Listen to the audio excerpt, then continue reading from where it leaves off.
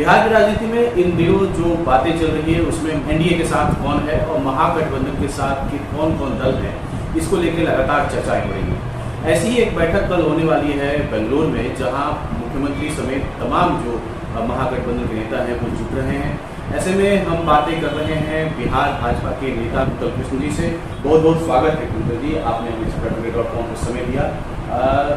मैं जानना चाहता हूँ आपसे कि बिहार की राजनीति में जिस तरह से कल बेंगलुरु में राजनीति शुरू हुई और तमाम जो भारत की राजनीति है, नरेंद्र मोदी के विरोध में सारे दल एक जगह एकजुट हो रहे हैं, तो इसको भारतीय जनता पार्टी किस तरह से देख रही है? ये पिछले 23 तारीख को पटना में राष्ट्रीय स्तर पे एक महागठबंधन की शुरुआत करने की कोशिश की गई। नीतीश कुमार जी उसमें बहुत ही ज्यादा आगे बढ़ चढ़ के हिस्सा ले रहे हैं।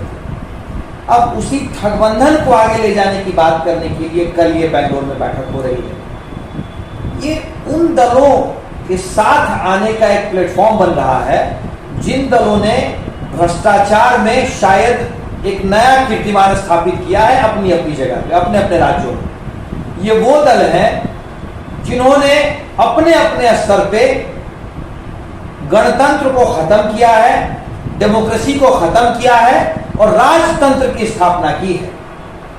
ये वो दल हैं जिन दलों के मुखिया अपने बाद अपने पुत्र या पुत्री को किस तरीके से राजनीति में स्टैब्लिश किया जाए, इसी सोच में दिन रात लगे रहते हैं। तो और सबसे बड़ी बात, इनका कोई कॉमन एजेंडा नहीं है सिवाय एक चीज के। वैसे तो आपस में लड़ते रहते हैं। भाई ममता दीदी कांग्रेस से लड़ रही हैं, कांग्रेस केरला में लेफ्ट से लड़ रही है, हर जगह विरोधाभास है। सिर्फ एक जगह कॉमन एजेंडा है, वो ये है कि किसी भी तरीके से माननीय नरेंद्र मोदी और भारतीय जनता पार्टी को तीसरी बार सत्ता में आने से रोकना। और उसके पीछे का सिर्फ इकलौता कारण है कि भारतीय जनता पार्टी और नरेंद्र मोदी कृत संकल्प हैं कि कोई भी भ्रष्टाचारी जेल की सलाखों से बाहर नहीं रहे। इसीलिए ये सारे राजनीतिक ठग एक बहुत बड़ा ठगबंधन बनाने की कोशिश कर रहे हैं। ये जो दल है, ये दलों को मिलकर नीतीश कुमार की तरफ से कहा जा रहा है कि संयोजक बनने जा रहे हैं इन सब चीज़ों के, तो आपको लगता है कि कभी मुख्यमंत्री का चेहरा रहने वाले नीतीश कुमार, या कई बार उन्होंने कहा भी कि मैं नहीं रहूंगा, लेकिन क्या लगता है कि उनके संयोजक बनने से बिहार की राजनीति में कोई बदलाव आएगा? कोई बदलाव आने का कोई संभावना नहीं है, क्योंकि नीतीश कुमार तो अब राजनीतिक रूप से खोखले हो चुके हैं। सिर्फ और सिर्फ शरीर बच गया है। राजनीति में आपकी ताकत होती है वो लोगों का समर्थन। नीतीश कुमार जी को आज किसी का भी समर्थन नहीं है बिहार में।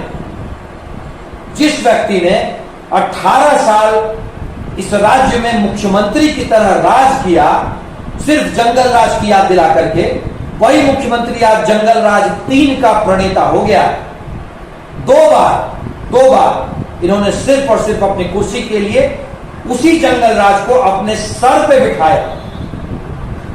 तो ऐसे व्यक्ति, नीतीश कुमार जी के पास तो कुछ बच ही नहीं गया राजनीतिक रूप से। ये मोदी जो नरेंद्र मोदी हैं उनसे बराबरी करने की लड़ाई है या खुद को साबित करने की लड़ाई है, क्या समझते हैं इसको? भाई सूरज की तरफ कोई दिया देख के कितना भी फड़फड़ा है, सूरज सूरज होता है और दिया दिया होता है। नरेंद्र मोदी जी आज जिस मुकाम पे हैं उस मुकाम तक तो नीतीश कुमार जी सोच भी नहीं सकते। और नीतीश कुमार जी आज जिस स्थिति में है वहां पे तो उनको अपने अस्तित्व को बचाए रखने की लड़ाई लड़नी है। नीतीश कुमार जी अगर आज के दिन में बिहार के मुख्यमंत्री के पद पे हैं तो वो राजद और लालू प्रसाद यादव जी के कृपा से हैं। मैं फिर से आपको स्पष्ट कर देता हूं, लालू प्रसाद यादव जी और राजद की कृपा से हैं। बिहार में राजनीतिक रूप से सिर्फ 2 धड़े हैं जिनके पास अपनी अपनी ताकत है। एक धड़ा है भारतीय जनता पार्टी का, दूसरा धड़ा है लालू प्रसाद यादव। हाँ, ये बात अलग है कि दोनों के बीच में भी जमीन आसमान का अंतर है, 70 और 30 का अंतर है। पर जो भी थोड़ी बहुत राजनीतिक अपोजिशन बीजेपी के सामने है, जो भी थोड़ा बहुत राजनीतिक चुनौती बीजेपी के सामने है, वो लालू प्रसाद यादव जी से ही है। क्योंकि बीजेपी के अलावा, भारतीय जनता पार्टी के अलावा बिहार में अगर किसी के पास वोट है तो लालू प्रसाद यादव के पास है। अभी लगातार ये बातें सामने आ रही है कि नीतीश कुमार जब संयोजक होंगे तो बिहार से बाहर की राजनीति करना चाहते हैं, देश की राजनीति, केंद्र की राजनीति कर रहे हैं। ऐसे में बिहार को लेकर क्या आपके मन में आता है कि बिहार में किस तरह से नेतृत्व ये लोग देना चाहते हैं? पहली बात तो मैं 9 मन तेल होगा और न ही राधा नाचिया। नीतीश कुमार जी किसी भी हालत में कुछ नहीं बन सकते हैं, क्योंकि मैं फिर से कह रहा हूं, राजनीतिक रूप से खोखला आदमी कहीं का भी नेतृत्व नहीं कर सकता है। और अगर ये जो चौकड़ी है, जो महागठबंधन बन रहा है, वो नीतीश कुमार जैसे राजनीतिक रूप से कमजोर, राजनीतिक रूप से निरीह और खोखले व्यक्ति के नेतृत्व में अगर वो किसी लड़ाई को लड़ना चाहते हैं, तो मुझे तो उनके ऊपर बहुत ज्यादा पीटी आ रही है, दया आ रही है। आप कह रहे हैं कि 18 साल से मुख्यमंत्री नीतीश कुमार हैं, लेकिन बिहार पिछले राज्यों की तुलना में गिना जा रहा है, पिछले राज्यों की जो में बताया जा रहा है, तो क्या लगता है कि जो सुशासन और तमाम बातें विकास की गई वो सारी खोखली थी? नीतीश कुमार जी खुद इस बात को सोचें।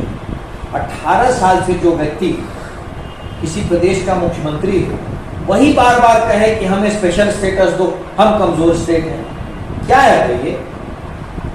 नीतीश कुमार जी ने जो थोड़ा बहुत बिहार की जनता के लिए अच्छा काम किया है, वो सिर्फ और सिर्फ भाजपा के दबाव और भाजपा की ताकत से किया है। इसमें कहीं कोई अतिशोक्ति नहीं है। नीतीश कुमार जी के पास कभी कोई विजन नहीं था, नीतीश कुमार जी के पास कभी कोई मिशन नहीं था। उनका सिर्फ एक विजन, एक मिशन है, वो है अपने पद पे बने रहना।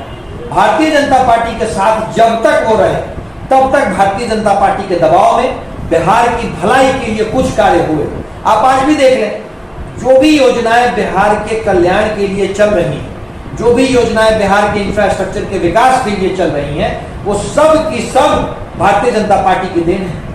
भाई 15% बिहार का पूरा बजट तकरीबन 2.25 लाख करोड़ का है, और 35,000 करोड़ भी बिहार का अपना रेवेन्यू नहीं है। जिस स्टेट के टोटल बजट का 15% भी उनका अपना रेवेन्यू नहीं हो, वो स्टेट कहां जाएगा? और उस स्टेट के मुखिया क्या कर रहे हैं साहब? छोटा सा सवाल है। 18 साल राज करने के बाद 15% रेवेन्यू भी जिस स्टेट का अपना नहीं हो, टोटल बजट का, पूरे बजट का, उस राज्य के मुखिया को तो नैतिक आधार पर संन्यास ले लेना चाहिए। कांग्रेस को आप कहां देखते हैं? कांग्रेस जो इस पूरे लीड कर रही थी, जो कहेंगे कि केंद्रीय पार्टी, राष्ट्रीय पार्टी है कांग्रेस को आप इस पूरे जो ये बैठकें हो रही हैं, बैठकों का दौर चल रहा है, तो आपको कांग्रेस कहाँ दिखता है? कांग्रेस तो अपने एजेंडा से बिल्कुल अलग हो गई है, और कांग्रेस के पास कोई लीडरशिप नहीं। बिहार में कांग्रेस आज के दिन में शायद 6ठे या 7वें पायदान पे खड़ी है राजनीतिक रूप से। और यहाँ पे और बुरी बात यह है कि जो नीतीश कुमार पूरी जिंदगी कांग्रेस के विरोध की राजनीति करते रहे, आज कांग्रेस उनकी चारणी में, उनके दरवाजे पे राजनीतिक दरबान की तरह खड़ी है। नीतीश कुमार जैसे कमजोर व्यक्ति के राजनीतिक दरबानी करने वाली पार्टी कभी कुछ नहीं कर सकती। भाजपा को लेकर भी सवाल किए जा उठते हैं। कई बार भारतीय जनता पार्टी से जब छोड़ नीतीश कुमार अलग होते हैं, तो फिर भारतीय जनता पार्टी से जब मिलना चाहते हैं, तो फिर भारतीय जनता पार्टी को गिरा देती है।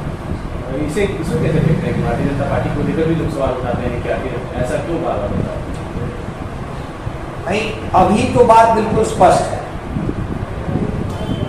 भारतीय जनता पार्टी और नीतीश कुमार जी के रास्ते बिल्कुल अलग अलग है, नदी के दो पार्ट की तरह है, और नदी के दो पार्ट कभी नहीं मिल सकते। भारतीय जनता पार्टी के ही सहयोग से नीतीश कुमार मुख्यमंत्री बनते रहे, और भारतीय जनता पार्टी को इस बात का एहसास हो गया है। भारतीय जनता पार्टी ने बिहार की जनता से जो जो प्रॉमिस किए, जो जो वायदे किए, वो नहीं पूरा कर पाने के पीछे ही भी नीतीश कुमार जी का एक सिर्फ और सिर्फ कुर्सी पे बने रहने की उनकी ख्वाहिश। नीतीश कुमार जी के पास कोई भी राजनीतिक दूरदृष्टि नहीं है, उनके पास बिहार को आगे ले जाने का कोई रोड मैप नहीं है। इसीलिए भारतीय जनता पार्टी ने इस बात को बिल्कुल निश्चित कर लिया है कि अब भारतीय जनता पार्टी की पूर्ण रूपेण सरकार बनेगी, और बिहार की जनता से हमने जो वायदा किया है वो हम पूरा करेंगे।